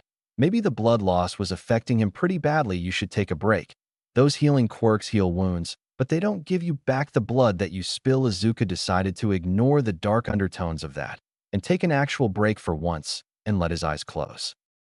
By the time Izuku woke up, the sun was already shining through the curtains, and if it wasn't for the loose bandages around his neck, he would have forgotten about yesterday's incident. He walked into the kitchen to see his mother and Toga happily talking together with cups of tea in their hands. She must have spent the night here since she is still wearing the blanket around her shoulders. Good morning, Izuku. His mother was the first one to notice him. Toga followed along with her own quiet greeting, but didn't look at him directly. We still need to talk about some things, so let's sit down, his mother said, and they all followed as they sat in the living room. Toga still didn't look at him, her expression covered by regret as she looked at her hands in her lap. While you were sleeping, Toga gave me her own side of the story, and while I am proud of you about helping someone, I would have preferred if it wasn't in such a dangerous way, his mother said, and Izuku smiled while he nodded as he hoped that she never found out about his vigilante persona now. Do you have an idea of what to do next? She asked, but by her tone of voice, he could already feel like she knew the answer. No. I just acted without thinking, he admitted, and his mother just nodded. Toga, how would you feel staying with us? She asked with a sweet smile, but both Izuku and Toga looked at her shocked. Mom, what do you mean? Izuku asked, confused by her words. Well, after she told me about the problems in her home, I started to think about different ways to help her. We can't send her back, that would be horrible. Helping her get into an adoptive family could lead into the same situation happening again or something worse happening to her. So I thought that after everything, this would be a good place for her. She turned to look directly at Toga with a soft expression. What do you say, dear? Do you want to be a Midoriya? Both teens stayed silent for a few seconds. Toga was shocked at the offer and was at the brink of tears, but Izuku was actually surprised at both her offer, but also at how much she had thought the situation. Don't underestimate your own mother, son, because I can tell you that you didn't get your brains from me, his father said, looking proud, as if he was the one that gave the idea. Wow, hearing you admit to something is really weird. Are you really the brother I know? Asked first, but Hisashi just laughed. A little brother. You should already know my type of woman. I won't take anyone that can't reach my high standards, Hisashi said as he looked at his wife with a wistful look. I guess you did always say she was smarter than you. First muttered, but it was more than enough to make both of their faces take a sadder look. Izuku didn't know why or what that meant since it didn't feel like that last part was about his mother. Maybe he should ask about it later. Is it really okay to have me here? Toga asked, tears at the edge of falling and her hands shaking as they gripped the edges of the blanket around her. Of course, I would need to get a job since the money your father sends us won't be enough for 3 people, but it shouldn't be too much of a problem. And you don't have to worry about your blood problems. Your quirk isn't the only one that needs you to consume blood. We can easily get you a prescription for it, she said, reassuring Toga of her worries, but of course there was still something left. What about Izuku? Toga opened and closed her mouth multiple times before turning to look at Izuku, tears on the edge of falling as her eyes shone with a whole new bright light. For some reason, looking at the frail and hopeful Toga that looked at him with wide eyes that looked more like those of a lonely stray kitten, a version of her he had never hoped to see, one that he would have almost thought impossible to even exist, it made the last fragments of the image of his past Toga finally fall apart. He smiled and warmly said, "Welcome to the family." Toga couldn't hold back anymore as she finally started to cry at the new life that she was offered. Thank you," was all she could say as Izuku and Inko both embraced her in the warmest and softest hug she's ever had in her life. Izuku was still going over the events that had happened earlier today. He had gotten a sibling, and it was someone who was supposed to be his enemy. This was most definitely not in his plan, but he couldn't really say that it was a bad development. This version of Toga had been growing on him for a while, and he was more than glad to know that her future is secured to be a good one. "Please stop," a man who was now laying on a pool of his own blood pleaded. His body, which was frozen like a statue, couldn't stop the incoming blade as it pierced their head, killing them in the spot. Izuku clicked his tongue at the sight. He had forgotten just how messy his kills were. "Are you going to keep watching, or do you need something?" The man with the various blade weapons said, his blood-red scarf fluttering in the cold night wind, his ugly face turning to look at Izuku, who was wearing a different outfit tonight, as his usual one was dirty. This time, he was wearing a black hoodie making his silhouette mix with the shadows, a dark blue face mask, and, even if they were still stained in blood, his weighted gloves, knee pads, and his steel-toed shoes. "You took your time with that one. Guess you're not as good as they say," Izuku jokingly said as his eyes shone with a slight red hue as he looked down at the infamous hero killer. "Stain." The man just glared at Izuku. "You are a mere child. I suggest that you leave if you know what's good for you," he simply said. Izuku tilted his head. "Oh, you haven't heard of me?" he asked. "As if I should care about a child in costume that will soon get themselves killed." Stain then licked the remaining blood of his sword, ignoring Izuku as he was just another ant in his path to fixing this broken world. "And here I was hoping we could get a nice little conversation before we began," Izuku said before he turned into a red lightning as he shot down. Stain sensed the incoming attack as quickly dodged back as a downward kick hit right where he had stood, making a small crater on the floor. Not bad," was all Izuku said as he looked at the villain who now stood with his weapons drawn, looking intensely at the young vigilante. A moment ago, when he looked at the kid, he could feel no kind of danger from him, so he had chosen to ignore him, but after his first strike, that child's entire aura changed as if he was a sword that had been drawn from its scabbard. He could feel that this kid wasn't normal. In the alley that both of them stood in, under the watchful eye of the moon, they both knew that only one person was coming out of there alive. Izuku and Stain stared at each other in silence as they waited for the other to do the first move. Stain knew he couldn't underestimate that child. The speed and strength of his attack was not normal at all. It had even cracked the floor underneath him. If it had actually hit him, then he would have been badly injured, or even worse. He would need to give it his everything for this fight. Izuku was in his younger body, and only with the strengthening quirks could he use about 3% of OFA, but now he could not only use the other vestiges quirks, but also the ones within AFO, and he had decided to wait for a better time to begin testing them out, and now. It seemed like a perfect time to test a few combinations that he had in mind. In short, he was going to fight not with quality, but with quantity. He was the first one to move as he shot towards the villain in a zigzag pattern, using the walls to boost his own jumps. Stain was no half-baked villain. He had already fought and killed multiple heroes, so his senses were top-notch. So when Izuku finally reached him with a fist ready, he was able to dodge it with a backflip, but the kid then did something that shocked him. From his knuckles, he sent out 2 long tendrils of black energy that wrapped around his leg, and just as he was about to twist it to get out of its grip, did they begin to shine with red cracked lines, and from the tendrils another bunch of them shot out like thorns that dug into his leg, making escape impossible. Black whip and rivet stab. Then with a swing, Stain was dragged through the air and smashed to the ground face first, but Izuku wasn't done as he pulled again, dragging the villain against the floor, and with a boosted jump, flew into the air, dragging him along before spinning in the air and throwing him up.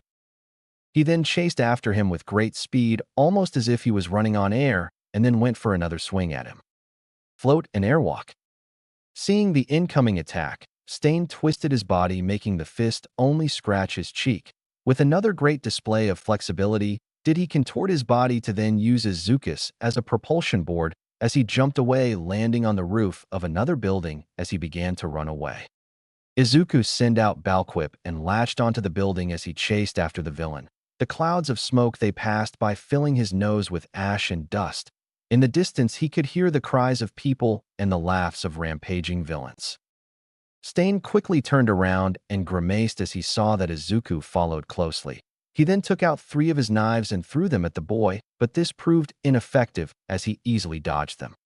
Things like that were easy for him to dodge when compared to Stain's future self, and all for one who were on completely different ranks than this version of the villain, so fighting him was nothing more than a chore for him.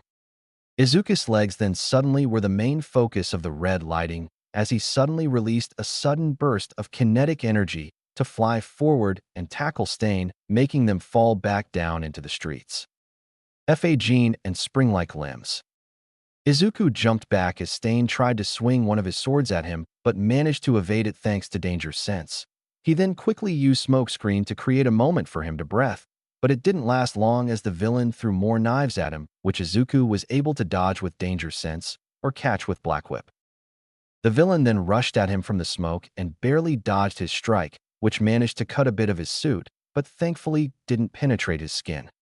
Izuku followed Stain's movements thanks to infrared and search, making the smoke barely a problem for him. Then rushed at the villain, making him go on the defense, but with a kick he managed to break one of his swords and make him take a few steps back. Stain could barely believe his eyes. This kid was already a threat to him with that strength and speed, but adding every other trick that he just kept pulling out, he started to think that his chances to win were becoming slimmer, and he had yet to even get a single cut on him, making his quirk completely useless. And now that there was a cloud of smoke, he had to rely fully on his other senses to try and figure out where the next attack would come from. Izuku and Stain seemed to reach a standstill as the villain kept on the defensive as he only dodged the attacks from the vigilante, both fighters having reached a middle point as they both tried to land a single strike on the other. When the smoke finally dispersed, both villain and hero were tired.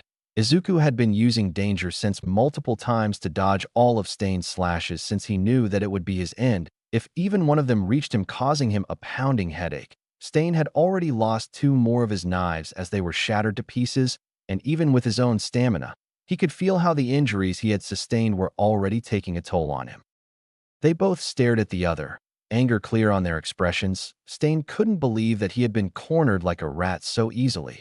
Izuku, on the other hand, just wanted to finish this off as quickly as possible as memories of Ida and his brother flashed in his mind. He needed to remember that his fight wasn't just for him. Izuku rushed forward, jumping from wall to wall again around Stain, leaving only a trail of red sparks, but he didn't immediately attack as he tried to confuse his enemy. Stain was barely keeping up with the vigilante as he bounced around him as he waited for a moment to strike. He was trying to purge this world of those corrupt heroes, so he wasn't going to be stopped by a mere child. A black tendril shot forward, aiming at his leg once more, but he managed to dodge it with a jump, but Izuku appeared behind him in sparks of red and black, just realizing that he had been tricked. Izuku then pulled back his legs as it expanded and cocked back his muscles, making the red lighting center around it, as he delivered a quick and powerful kick to his back that released an immense shockwave that made the ground around them shake, and the windows burst thanks to the explosion of energy that sent the villain flying into the sky with a sickening crack from his back. This was Izuku's most powerful combination as of now. Jean, kinetic boosters, spring-like limbs, hypertrophy, though muscles, and air cannon. Stain could barely breathe as the kick had expelled all of the air in his lungs, and the pain that shot through his body made his mind go blank for a few seconds. But when he finally came back and tried to move, he discovered something that made his face pale. He couldn't feel his legs. That bastard had done something to his spine, and no matter how hard he tried, he just couldn't make his legs move,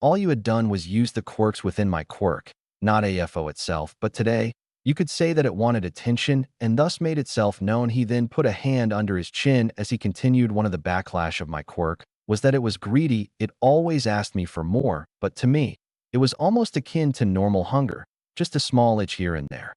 But when both AFO and OFA combined, just like the other quirks, it was strengthened. My body was not fit to control quirks of the newer generations, but you can, and that, combined with the power boost from OFA, only made it want more. What you felt must have been that same backlash I went through, only a few times worse, changing it from simple hunger to making you feel as if a piece of you was missing. Izuku looked at his blood-stained hands. They were trembling. How? How long will I feel like this? Like an unfinished puzzle? He asked as he swallowed back the fear. Hisashi only looked down with a sad expression until the moment you take your last breath. Izuku was horrified at himself, but it wasn't because he had killed a man. No, he had done that multiple times already. What scared him so badly was just how much he had enjoyed it. The feeling of happiness after taking that light, how relief had washed over him in such a dark moment. Before any of the other vestiges could say anything, he slowly stood up and with trembling legs carefully walked through the house until he reached the bathroom. He looked in the mirror. He didn't know who the person in the reflection was. It was someone else entirely, someone who looked like him but wasn't. This person held darker eyes. His previous green eyes were now sunken and had dark lines among the creases and folds. He ran a hand through his green hair. In the mess of it, he could see a few new white hairs, so thin and almost invisible that if you weren't looking for them, you would never find them. After a while, he was no longer looking at his hair, but at himself. Tears rushed down his face. He hated it. He hated it so much that he knew that this was only the beginning as he looked at the person who he had become and at the one he had yet to become. The morning he woke up, Izuku grimaced at the morning news as they played on the TV as they all ate breakfast. We inform everyone that last night, the infamous hero killer Stain, identified as Kozo Makaguro, has been found dead after an anonymous tip relating to the villain being involved in a fight with a mysterious figure who police believe to be the mysterious vigilante that has been roaming the streets. Then they proceeded to show pictures of the last alley in which they finished their battle, the deep crater on the floor, the dry blood, and the broken windows. Stain. I feel like I have heard that name before, Himiko said as she kept eating. Izuku wasn't really surprised at this. If he remembered correctly, it was the message that Stain should have given in the future that brought forth a bunch of different villains from hiding. She being one of them, and they joined the League as they believe him to be part of it. But now, since no one saw his speech, and both Shigaraki nor Stain should know each other, things might have changed by a great deal. Izuku didn't like it, but he would need to prepare for anything that might change in the future, because changing Shinse's or Himiko's future was one thing, but killing Stain was another. This is probably one of the biggest changes he has made until now. You probably heard of him in the news. He's famous for having taken down the most heroes, but it seems that his record has been cut short, Izuku said. The news made him feel nervous. He had hoped that maybe the police would have thought that maybe of the millions of people who hated the villain would have come to take revenge. He didn't expect them to pin the crime so quickly on him. Maybe telling the detective that he was related to AFO was a bad idea. Ugh, no, it was the right thing to do, even if it put a target on remnants. Last time, All Might had let his guard down after he thought that he had killed AFO. Yeah, he still doubted his actual death, but now, they were sure that he was alive, so that meant that they would prepare better when he made his move. Those are rather dark news to begin the day with. His mother complained, but then smiled as she turned to her new daughter anyway. Himiko, how are you feeling? Are you settling in well? Do you need anything? His mother asked. I'm really good. Even though I've only been here for a few days, it already feels much better than my old home, but are you sure I'm not causing you any trouble? She asked once more. Oh, not at all, dear. The only problem would be the money, but I can easily get a job with my years of experience, his mother answered. Right, he had forgotten about that. His mother was getting a job, something she had never done last time, so he was a little curious. What job are you going to get? I'll just take up my old job as a lawyer. You were a lawyer? Izuku and Himiko both asked, making Inko laugh. Yes, actually it was in one of my cases where I met you, father, she said with a bright smile. What? Izuku asked in surprise. "Oh no," his father said, the panic obvious in his voice. "You were put on trial?" First screamed. "And you didn't get the death sentence?" Nana complained. "For your knowledge, I wasn't the one on trial. I was just trying to get a job to hide my identity." His father tried to defend himself, but as his voice became quieter and quieter, it was obvious that he didn't have many excuses. "All right, fine. It was after one of my fights when Shimura was still alive, and I didn't have that big of an evil empire, and since I had changed my actual name multiple times, I had nowhere to go and needed money." "Did you? Were you a lawyer? You know Jack's hit about law? You had an arts degree." First continued. "Oh, so now the English major is trying to chew me out. Why don't you go read Hamlet or something?" Hisashi answered back. That's around the point where Izuku turned out of their argument, as the two continued bickering and focused back on his mom. "I was preparing for a case which I thought could be a challenge, as I was going against another lawyer who I had never heard of, but when it came down to it, I was actually surprised when he didn't even know some of the most simple things, which ended with him losing the arguments and his client deemed guilty." His mother laughed as she recalled the face of defeat and shock from her husband, "But I was even more surprised when he asked me out to eat. There he confessed to me that he actually lied to get the job and that he had no idea what he was doing. It was a really weird encounter, but we continued to met up, and he would tell me all these different jobs that he would take, and one thing lead to another, and we ended together. Now he has a job overseas, but he still sends us money." Izuku was surprised at this. In his past life, he never learned much about his father, so hearing this was already new to him. But he shouldn't focus on that, because since today he didn't have school, they were going to focus on his new sister. Since only Izuku and his mom have lived in this house, they don't have all the necessities to take in someone else. They need clothes, more food, and they will have to move his room to make space for her too. But first, "It itches," Himiko complained as Izuku pushed away her hand as she tried to scratch her head as he and his mother applied the dye onto her hair. They had bought the green hair dye for her yesterday, and today was finally the day they got to work on her hair. Their mother was the one that did the most in this part, as he had never done this before, but by the time they were done, he was able to instead use all of the skill he got from playing dress up with Eri to make the two buns he had seen her with before. "Wow, Izuku, this is my favorite hairstyle. How did you know?" she asked as she looked at her green hair in the mirror. Izuku only laughed. The day then seemed to fly by. They went to different clothing stores to find clothes for her. They tested different mattresses to see which one she would like. During the entire time, there was a strange feeling inside Izuku's chest. It was something that he had not experienced in a long time, something that he had thought that he could never experience again. "Izuku," a familiar voice called out. "What are you staring into space for, you nerd?" A rough yet warm voice said. "Come on. The others are waiting." A warm hand suddenly grabbed onto his own, her soft pink pads on her finger brushing against his scarred hand. He looked up and saw Ochako's bright smile. Behind her was the rest of his class, all smiling at him. They were all walking around the plaza. It was the time before they went to the camp, and the first time he had ever done this with people he could honestly call friends. "Izuku?" Himiko said, bringing him back to the present. She tilted her head, looking at him with a small smile on her face. He apparently had stopped walking when he got stuck in his own old memories. Old memories. Could he even call them memories anymore? Those events might never even happen because of his actions, and those memories were from a timeline that might not even exist. In all honesty, these memories of times gone are nothing but a curse now. So maybe. Izuku wiped away the small tears that had gathered in his eyes and answered her smile with his own "Sorry, I got lost in thought." He walked faster to catch up to them. "Maybe it's time to make some new ones." Izuku let out a sigh. Today had been a much more exciting day than he had expected.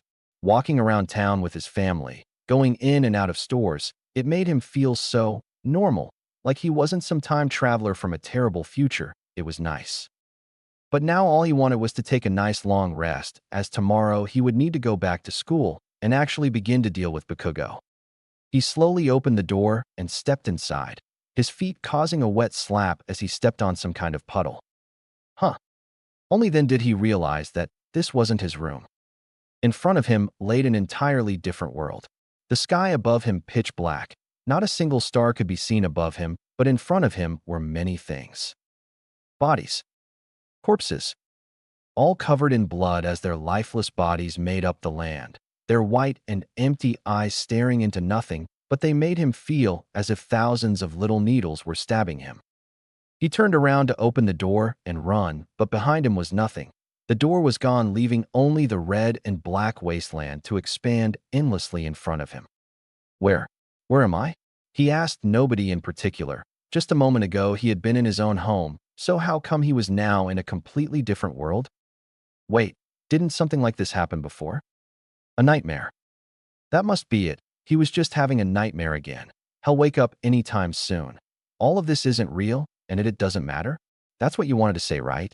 A voice said behind Izuku, which sent a shiver down his entire body. It wasn't scary or threatening. It was actually monotone, not showing a single hint of emotion. The reason it filled him with such fear was because it was his voice. He slowly turned around and was shocked to see another him, the older version of him to be more specific. His messy hair pulled back in a small ponytail, his sharp, cold, dark green eyes looked at him with no emotions. He was at least 2 heads taller than him, and the green hero suit that was stained in blood only made him look more menacing. What are you? Izuku asked, his voice trembling. What a stupid question. Imu, the older Izuku answered, but that's when he noticed. It wasn't exactly his voice, it was thousands of other voices all speaking at the same time. Where are we? Izuku asked as he looked down. His feet were inside a small puddle of blood, but around them the ground was made of thousands of dead bodies, but he didn't recognize a single one of them. This place. It's a place made of your own guilt. These are the bodies of the people you couldn't save, the ones who lost their lives waiting for a hero to appear and save them only to drown in despair as they realized that no one was coming. Older Izuku explained, the 1,000 voices inside him making every word he said echo. A heavy weight began to press on Izuku's chest as he heard the other version speak. The people he couldn't save. The ones he let down. But no one's dead yet. I got another chance. I can save them. I can hug. Izuku was cut off by the sudden hand that wrapped around his neck and lifted him into the air, making him choke. And you think that exempts you from your own sins. You're just making excuses, and you know that older Izuku kept his strong hold on Izuku, even as he clawed at his gloved hand, his expression never changing. You may have gone back in time, but that doesn't mean that you can't make the same mistakes again. Older Izuku then began to walk, holding Izuku in front of him, to look at him straight in the eyes. As he continued, you got another chance. And yet look at what you've accomplished. You helped Shinso, and one of your past enemies. Congrats. But he is still alive. Even as we talk, he is controlling and killing people, all because you thought that friendship was more important. You are wasting precious time. Do you think that you can make those people your friends if they are dead? As he kept walking, Izuku noticed that the deeper they went into the empty land, the more corpses he recognized. At first, they were just some heroes that he remembered having seen in the news, but soon they became the one he remembered that had helped him, like Hawks or Endeavor. Their empty eyes only made the weight in his chest become heavier. People died and will die because of your fall. So use this chance to win. That last word was the first one that his other self said with any hint of emotion, and it was anger. You can't afford to lose because so many people died already to pave your way with their corpses, and if you lose, that would render their sacrifices meaningless. His voice only got louder and louder as his eyes began to take a red color and the grip on his neck tightened. In the floor under their feet, he saw his teacher, Mr. Aizawa, Midnight, heroes that had tried to protect him and his class. You can't lose because you are the only one who remembers the tears they shed, the blood they spilled, the hopes they left for you to carry, and if you lose, who will make them come true? Who will make that brighter future that they died fighting for? His friends, Uraraka, Ida, Bakugo, he just stepped over them as if they were nothing more than stepping stones for him. So stop being a coward and walk through the blood and scale your way up with their bodies. Your hands are already dyed red with their blood, so who cares if they get even more dirty? Then his family, his mom, All Might, their faces so horribly empty that they made a whimper come from his mouth. Bare your teeth. A beast is better than a dead man, and a villain is better than a dead hero. Finally, he stopped, leaving Izuku hanging over a massive pit that led to an endless abyss. Izuku had stopped struggling, and could only let the tears roll down his face as pathetic whimpers escaped his throat. He looked at his other self, whose face was now contorted with anger, his red eyes looking at him as if he was nothing more than a pathetic insect. Whatever you do, whatever you become. He let go and Izuku plummeted, but his voice still reached his ears as if he was right in front of him. You cannot lose. Chapter 13. Izuku only realized the consequences of his actions when he finally went back to school, even though he had a pounding headache from last night's nightmare. The news about Stain's death had spread like wildfire since he kept hearing people talk about it all over his school, and he wasn't sure if he liked the responses. Many were really happy to have someone so dangerous out of the picture, but the news that a mysterious vigilante was the one that took it out made some doubt the ability of the heroes, since they had already been chasing after the villain for a long time. Another drawback that only Izuku knew about was that soon many other villains would begin to pop up, all thanks to Stain's inspiration. But the good thing is that since this time, he didn't have any connections to the League. The villains would be running around like headless chickens instead of gathering around one point. Okay, so we got rid of Stain really early, changed the vampire girl's fate, and helped your purple-haired friend. You've still got a little more than a year before you go to UA, so that leads me to ask, what's next? Asked first as Izuku walked through his school. Well, one of them would be to try and fix my relationship with Bakugo, since that was something we kind of just left unresolved. As much as I would like to try and save Eri right now, even with the extra quirks, I don't think I am a challenge for either Overhaul or his thugs, so that will have to come later. Izuku then fell into deep silence as he thought about a small idea that had been growing in the back of his mind. How are we going to get into UA? His question made the others raise an eyebrow since the answer was obvious. Well, by doing the entrance exam, said third, but Izuku just shook his head. Before I was able to take the exam because All Might gave me one for all, but we already decided that taking it again would be a bad idea since we don't know what could happen to you or me if I had a second copy of it. And I think that since I am planning to be friends with Bakugo again and the new family member, I feel that the excuse of getting my quirk in the middle of the exam won't hold up. Izuku then stopped as he continued, exploring the idea. Last time, he and All Might had gone with the excuse of him getting his quirk in the middle of the exam when he blew the zero-pointer away, but back then Bakugo didn't pay him attention and it was only him and his mom, but now there was going to be a lot more eyes on him, and suddenly getting a quirk and one that had nothing to do with his family would call too much attention, so maybe. So what you are saying is that you want to get your quirk earlier than last time to not call as much attention as you did before. That's a good start, but what are you going to use as your quirk? And when would be a good time to suddenly reveal it? Because just waking up and saying I got a quirk doesn't sound any better, said Nana, and Izuku agreed that she was right. Choosing a quirk and time was really important since it could either make the lie more believable or completely break it. And really only one moment came to his mind. What do we have here? You'll make a perfect skin suit for me to hide in, kid. He always wanted to get the chance to get back at that sludge villain, and that would be the perfect moment to do it now. The other question would be his quirk. It needs to be something that fits his story, and since his mother could attract weak object, which would fall into the category of telekinesis, and his father could breath fire then. Izuku got a bitter smile as he thought of the answer. Todoroki will not be happy. So now, how does he get that kind of quirk? Is there one in the list? Or maybe he could try and force an Evo. Deku. Bakugo suddenly slammed his hand on his desk, snapping Izuku out of his thoughts. When did he get to his classroom? How long was he spacing out? Anyway, right now that doesn't matter because someone finally got enough confidence to move. You and I are going to have a little talk, got it? Bakugo ordered, leaving no place for rejection, but Izuku just gave him a cold look. In his red eyes, those usual flames of anger were a lot dimmer, a good beginning. Izuku then stood up and followed Bakugo through the school in silence, the other students looking at him with sneers in their faces as they probably imagined how he was going to get beaten into a crying mess. Bakugo then led him to the back of the school where he stood glaring at him, and Izuku just gave him an uninterested look. What the hell happened? Bakugo asked, which only confused Izuku. What are you talking about? Izuku asked back. You know what I'm talking about. You changed, so what the hell happened? Bakugo clarified. He wanted answers, and Izuku could guess why. In all truth, Bakugo knew him better than anyone, even his own mother, and a sudden change in his personality like this would definitely catch his attention. Nothing happened, Bakugo. I just got tired of being pushed around and decided to take my life in my own hands. That's all Izuku simply said, but Bakugo didn't seem to like the answer as he clenched his fists. Then you are just idiot. He begins a different kind of anger in his face.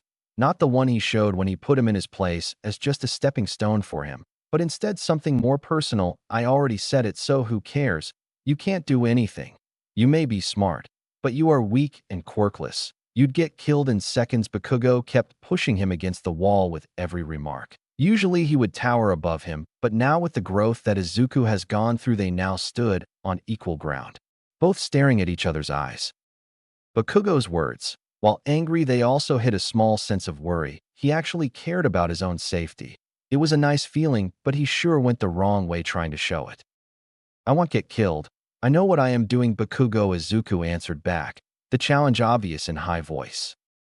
Bakugo let out a laugh as he glared at the determined and unmoving Izuku. Yeah, you totally know.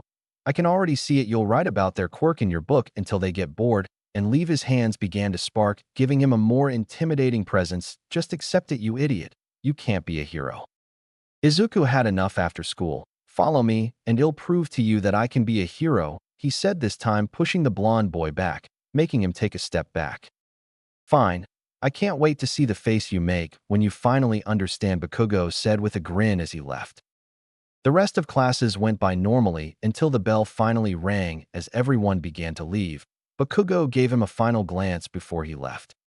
Izuku was the last one to leave the empty classroom, but before he finally walked out, a figure appeared behind him. They looked out the window of their classroom with a wistful expression. It was the older version of him again, his ruby-colored eyes shining as he spoke, and even when not looking at him, his voice was as loud as ever. Keep wasting time like this, and I'll have to take things into my own hands. Izuku quickly turned around, startled by the voice, but when he turned to the window, the other version of him was already gone, leaving him with that warning bouncing around his ears. Why the hell are we here? Bakugo asked as he looked at the place Izuku had brought him. It was a beach, just that, nothing special, and at this hour there weren't even that many people. Yeah, the view was really pretty, but that was it. It's Takoba Beach. As you can see, it's a seaside park, but the thing is that the place was abandoned after trash began to pile up, and because of that, more and more trash just continued to pile up over the years, Izuku explained. Bakugo just tilted his head. The place looked spotless, so how could it have been covered in trash? And if they did clean up the trash, then he was pretty sure that someone would have talked about it. Izuku let out a small laugh as he could hear the cogs turn in Bakugo's head, but he decided to show him instead, so he pulled out his phone and showed him a picture. It's just trash, Bakugo answered, and he wasn't wrong. The image just showed a large pile of trash and a small amount of sand underneath it. It's a photo of the park from a year ago. The news seemed to shock Bakugo as he turned to look at the photo and the clean beach. Okay, but what does this have to do with you proving to me that you can be a hero? Bakugo asked. While the change in the beach did surprise him, it didn't really mean anything to him. I was the one who cleaned it, Izuku simply stated, but it was more than enough to surprise the blonde boy again. Fucking kiss me. You fucking cleaned all of that. Bakugo pretty much screamed in his ear, and he nodded. Yep, it was for my training. Why do you think I got this growth spurt? Izuku said with a smirk on his face. Fine, but just doing a small service to the community doesn't give you the right to be a hero, Bakugo countered. Izuku just nodded as he left his backpack on the floor and began to roll his sleeves up. You're right. But like I said, it was actually for my training. The way I'm going to prove myself to you is. Izuku then rushed towards Bakugo and gave him a punch square on the face, throwing him to the ground with a proud smile like that. What the fuck, you asshole? The explosive teen complained as he got up, but Izuku had already taken a fighting pose. Fight me, Izuku said. Fight me, and let me prove to you that I can handle myself, that I can be a hero, Izuku challenged Bakugo, who held his cheek where he had punched him. Fine, you bastard.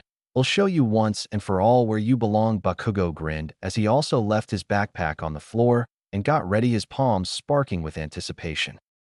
Bakugo was the first one to move as he shot forward with his explosions, beginning with a right hook, which Izuku easily dodged.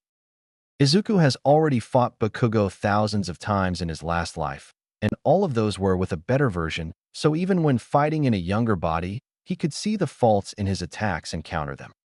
He sent a fist to his stomach, pushing the blonde teen back again before he rushed at him, and before he reached him jumped in the air and sent a kick to his side. Bakugo pushed his hands forward and used his explosions to dodge the kick, but then used the small time that it took Izuku to get back to a good stand to punch him in the face. Izuku bitterly smiled as he took a step back. Just like he remembered, his friend is a natural-born hero as he is able to quickly adapt to the situation and take advantage of it. The two of them continued sending punch after punch. Even when fighting, quirkless Izuku proved to be a big adversary as he knew Bakugo like the back of his own hand, but the same could be said of the blonde boy, both of them quickly thinking on their feet as their fight went on.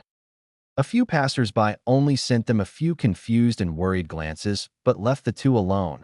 The only people who watched the fight with interest were the Vestiges, as they silently watched the two kids beat each other to the ground.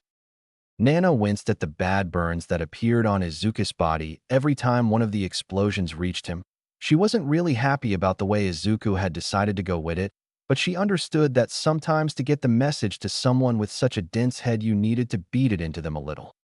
She turned to glance at the other two Vestiges that watched with far more interest than all the others. All for One and his little brother. They stood side by side looking at the young kids. No, that isn't right. They were looking at themselves. A conversation between two people without words. Every punch thrown being an entire sentence filled with emotion. Every kick a silent, frustrated scream that could reach the deepest parts of them. First had not told them too much about how his time had been, mostly stuck inside that gray vault, he had said, but he did tell them that he had gotten into one fight with his brother. By their expression, she could guess that even with that, there were still a lot of things left unsaid. She let out a sigh. She hated that man so much, but she could understand how much losing your family could be, so she couldn't help the wish for them to try and make things up. Thump. She turned back to the fight and let out a small chuckle as she looked at the two tired teens covered in bruises laying on the sand. Izuku had a black eye, parts of his clothes singed and broken. The times that the heat reached his skin, it left a few red patches on his skin, his knuckles bruised and bloodied as he looked up at the sky.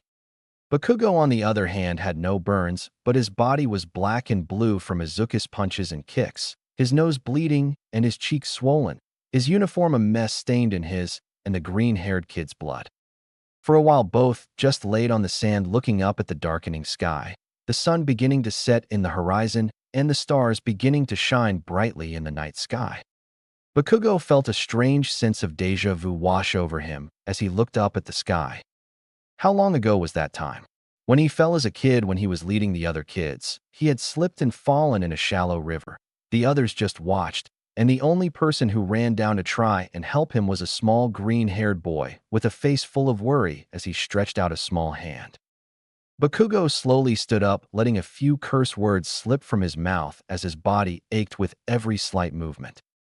Izuku looked at him with not anger, sadness, or the cold glare from before, but awe and a small smile. Of course, he would be the first one to get up. It was what Izuku thought. Bakugo had always been an amazing guy. Up. Huh? I said get up, Bakugo said, but his words were not what had confused Izuku, but his actions. Bakugo stood in front of Izuku with his hand outstretched towards him to help him get back up from the ground. Both of them just stayed staring at each other until Izuku finally broke into a bright smile as he grabbed his hand. Thanks, Kaken, Izuku said as he got back on his trembling legs. Bakugo just clicked his tongue as he picked up his backpack from the sand before giving Izuku one final glance, no anger in his eyes.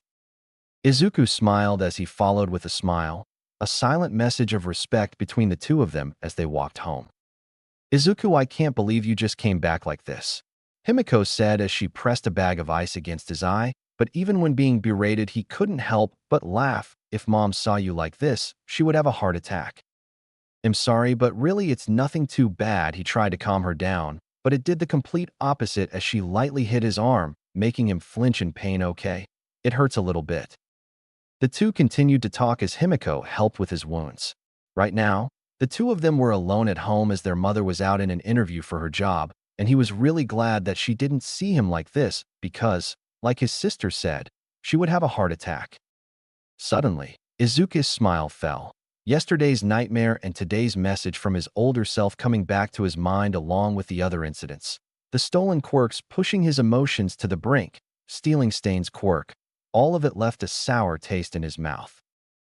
"Hey sis, can you promise me something?" He quietly asked, but it was more than enough to catch her attention. "Sure, what is it?" she asked as she looked at him. He smiled as he could see the trust in her eyes. Maybe it was selfish of him to ask something so big of someone like her, but he couldn't help the small ball of fear in his chest. "If, for some reason I become a villain, be sure to kill me, all right?" he said with a weak smile. Himiko was shocked, and for good reason. The kindest person she had met, her own brother, had just asked her to kill them. How could she not be shocked? Why does someone who only wishes to help others be so scared of turning evil? She didn't get it, but for the person who always wore a smile, made her days brighter and brought a new light to her life. If there is something her brother was scared of, as her family then. She carefully held Izuku's rough hands in her small, soft ones, and with a determined expression nodded her head as she silently made a promise in her heart. Shall protect him, no matter what. Chapter 14. Izuku gulped down the bottle of water that he had brought not because he was thirsty, but because he was worried about what could happen to his own throat after he began. He looked towards the ocean as it reflected the stars in the sky, the smallest movement because of the wind, and under his boots the clean sand of the beach. Right now it was the middle of the night, and he was standing on Takoba Beach getting ready for the next phase of his training. Since his friendships had already begun to grow, the next thing to work on was his alibi to get into UA. Since he decided that stealing the quirk that he wanted would consume too much time, and it was still a traumatizing experience to him, he decided for the second best option, which was forcing an awakening on a quirk. Are you sure this will work? Awakening a quirk is not so simple as just training with it, his father said, and for good reason. Quirk awakening is a still strange concept on the world. Even in the future, there was still a very little amount of information known about it. The only thing for sure was that it was an evolution that the user's quirk would go through in a stressful situation to keep its user alive. His plan was a little dangerous, but it was also the best he could do right now without putting his life on the line. Now came the other question. What quirk would he use, because he couldn't just use any quirk for his lie to hold up? Fire manipulation, or famously known as pyrokinesis. It was the perfect lie, the combination of both his mother and father's quirks. People may be confused about it coming so late, but it was easier to explain a lie about that than trying to explain the sudden appearance of a quirk that didn't appear in his family tree. He took a deep breath, and he could feel his chest fill with heat. His throat began to shine a bright orange. He felt as if his lungs filled with scorching air similar to that of a desert. And he let it out into the sky. From his mouth, a large flame of orange and red shot out, lighting up the night. The flames only lasted a few seconds as they finally died, leaving only the strange feeling of warmth around. The quirk his father used to hide his identity with his mother. Fire breathing. He coughed a little as his throat felt dry and his mouth stuck the taste of ash to his tongue. The drawbacks weren't bad, just annoying. He put a hand to his chest as he felt the warmth that it gave off, as if a small ball of heat had appeared in his chest. After finding it inside AFO, Izuku felt a little confused about why it was there. It wasn't a powerful quirk like the others, and his father could have given it up to one of his nomas, but he didn't. He kept it. Did he grow attached to it?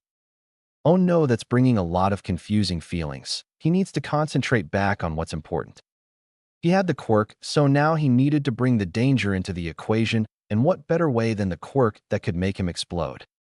He took another deep breath, activating both the fire breathing and one for all at 3%, making his body tremble slightly. 3% was his maximum output, without any help from the other strengthening quirks, but it wasn't enough. 4%. His body began to shake even more, and he could feel his muscles begin to clench. 5%. He begins to pant as his body begins to tingle, the green sparks around him making his hair stand up. 6%. He begins to make small licks of fire appear around his mouth as his head is stricken by a headache and his body is hit with a bone-deep pain as if his own body could break like glass. 7%. Izuku pushes through the pain, ignoring all the warnings his own mind gives him as he takes a deep breath that fills his chest with a sharp pain and lets out another breath of fire, this one brighter than the last, before falling to his knees panting for air as his body trembled in pain, as if he was being pierced in all sides. It failed. OFA gave the quirk a slight boost, but no awakening. He laid down to let his body rest and wiped the sweat around his forehead. He knew that this would take a long time to work, so he didn't feel discouraged, but wow, did it hurt. Okay, once more. Following the beginning of his new training, the days began to blur together for Izuku. With him slowly fixing his relationship with Bakugo, his days became a lot more peaceful and quiet as the other students didn't dare approach him. After one day, Bakugo sat down and silently ate lunch with him. His time at home also became much quieter as his mother now spent more time out because of her work, but he spent most of his time helping his sister since they had decided to put her in online classes until she could go to school with him next year. The two of them took the time to bond even more, and he had even told her about Bakugo, which she had taken a lot worse than he had expected.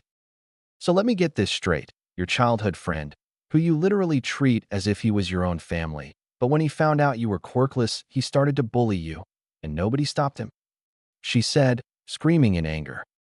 Yeah, but we are beginning to fix things. We are talking things out kind of, and we've made a lot of progress, and you aren't listening.